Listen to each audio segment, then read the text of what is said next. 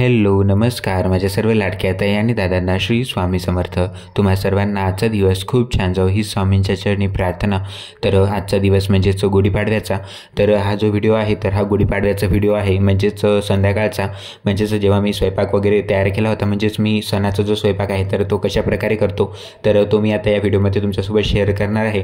त्या अगोदर जर तुम्ही व्हिडिओच्या माध्यमातून माझ्या चॅनलवरती नवीन आले असाल तर चॅनलला सबस्क्राईब करा आणि कमेंटमध्ये श्री स्वामी समर्थ नक्की लिहा। तर अशा प्रकारे म्हणजेच गुढीपाडव्याची जी पूजा आहे तर ती माझी झाली होती आणि त्याचबरोबर आता आपले जे चैत्र नवरात्र चालू आहेत तर ते देखील होते। त्यामुळे मग जो मंगल कलश आहे तर तो मी अशा प्रकारे सजवला होता, म्हणजे अशी वेगळ्या प्रकारची पूजा मी मांडली नाही, पण जो आपला मंगल कलश म्हणजे आपण आपल्या देवघरामध्ये जो कलश ठेवतो तर त्याला आपण अशा प्रकारे सजवू शकतो। म्हणजेच 9 दिवस आपल्याला या कलशाला म्हणजे हात लावायचा नाही किंवा तो उचलायचा नाही आहे, किंवा तुम्ही म्हणजेच या 9 दिवसामध्ये एक अखंड दिवा पण लावू शकता। जसे की आपण अश्विन जे नवरात्र असतात तर तसे जे नवरात्र करतो तर त्याचप्रमाणे हे चैत्र नवरात्र देखील असतात। तर कोणी हे नवरात्र करतं तर कोणी करत नाही, पण एक म्हणजेच दिवा जो अखंड दिवा असतो 9 दिवसासाठी तर तो तुम्ही नक्की लावा तुमच्या देवघरामध्ये। आणि जो तुमचा मंगल कलश आहे तर त्याला देखील तुम्ही अशा प्रकारे सजवू शकता। तर हे जे मंगल कलशाला मी मुखवटा साडी जे मी लावली आहे तर हे देखील मी ऑनलाईनच बनवलेले आहे, तर त्यांचा देखील कॉन्टॅक्ट नंबर मी खाली डिस्क्रिप्शनमध्ये देईल तुम्हाला। आणि त्याचबरोबर म्हणजेच मी ते कोणाकडून बनवले तर ते देखील व्हिडिओ तुम्हाला लवकरच पाहायला मिळेल की मी त्यांच्याकडून कोणकोणते अजून मी म्हणजेच बऱ्याच पॅटर्नमध्ये त्यांच्याकडून वस्त्र बनवले आहेत आणि बरेचसे कलर देखील आहेत त्याच्यामध्ये, तर ते देखील मी तुमच्यासोबत शेअर करेल लवकरच।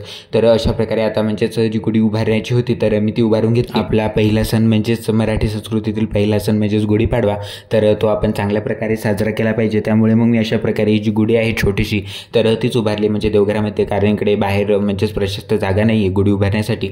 त्यामुळे मग अशा प्रकारे मी थोडंसं म्हणजे आयडिया लावली आणि जी देवघर आहे माझं छोटंसं तर त्याच्यामध्ये जी गुढी आहे तर ती मी उभारली। याचबरोबर जी मंगल कलश आहे तर तो देखील मी तुम्हाला व्हिडिओमध्ये दाखवला मी कशा प्रकारे सजवला। आणि जो गुढीचा म्हणजेच उभारण्याचा व्हिडिओ आहे, पूजेचा व्हिडिओ आहे तर तो ऑलरेडी आपल्या यूट्यूब चॅनलवरती आहे, जर तुम्ही तो व्हिडिओ बघितला नसेल तर नक्की बघा। तर हा जो व्हिडिओ आहे तर आता याच्यामध्ये मी तुमच्यासोबत शेअर करणार आहे की मी जो म्हणजेच स्वयंपाक जो सणाचा स्वयंपाक आहे तर तो मी कशा प्रकारे करतो।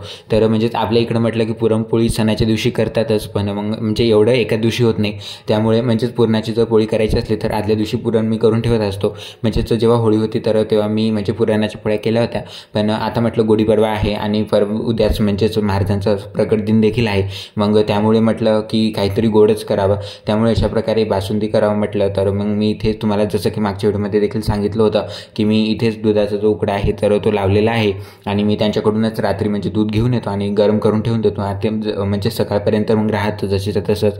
त्यानंतर मग बासुंदी करायची होती तर आपल्याला दूध ते सतत घोटावं लागतं, तर तेच आता मग एकीकडे माझं दूध घोटणं चालू होतं आणि त्याचबरोबर आज पुऱ्या देखील करायच्या होत्या। जेव्हा आपण पुऱ्यांचा जो उंडा आहे तर तो भिजवतो तर तेव्हा तो घट्टसर भिजवायचा, जेणेकरून जेव्हा आपण त्याची पुरी लाटतो तर तेव्हा मग ती कोलपाटाला चिपकून राहत नाही।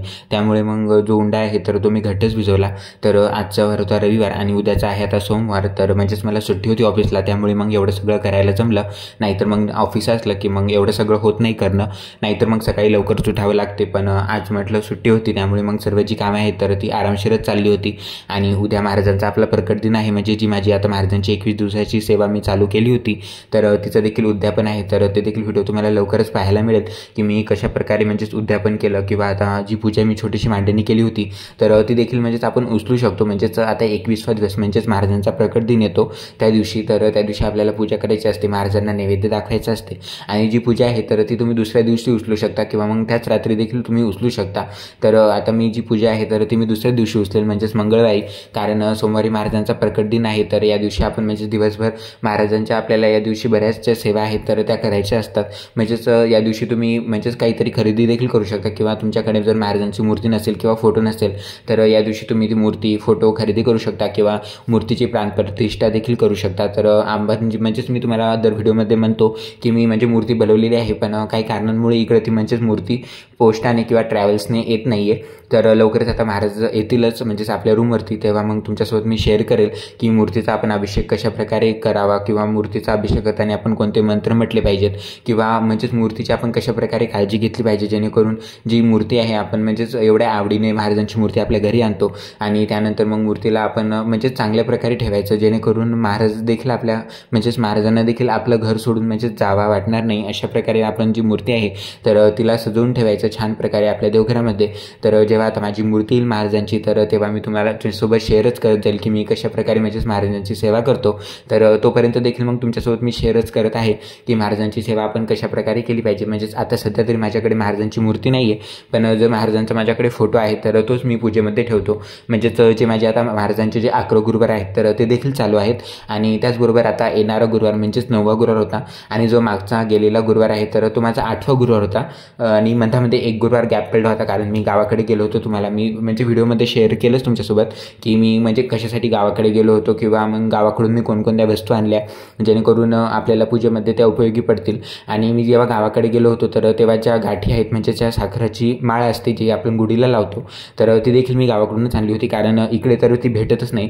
त्यामुळे मग जे मला आता पूजेला इथे लागणारं सामान होतं तर ते मी गावाकडूनच घेऊन आलो कारण मग आता सतत देखील गावाकडे जाणं होत नाही.